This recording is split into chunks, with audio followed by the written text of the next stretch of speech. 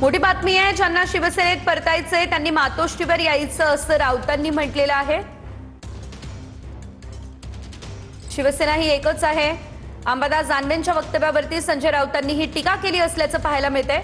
दोन्ही शिवसेना एकत्र याव्यात असं मला वाटतं असं दानवेंनी म्हटलेलं होतं। तर ज्यांना शिवसेनेत परतायचंय त्यांनी मातोश्रीवर यावं असं राऊत म्हणाले। शिवसेना ही एकच आहे, दोन शिवसेना असूच शकत नाही असंही राऊतांनी म्हटलंय। तर घटनेनुसार पक्ष आणि चिन्ह आम्हालाच मिळणार असंही संजय राऊतांनी म्हटलेलं आहे। हे पण आता शिंदेचा गट संपवायला तर भारतीय जनता पार्टी ते काम करते।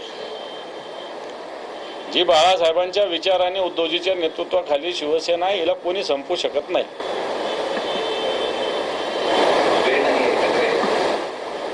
बघूया, एकत्र आलं पाहिजे असं तुम्हाला वाटतं का? वाटतं, बऱ्याच वेळेस वाटतं, पण ते मला एकट्याला वाटून काही फायदा नाही ना।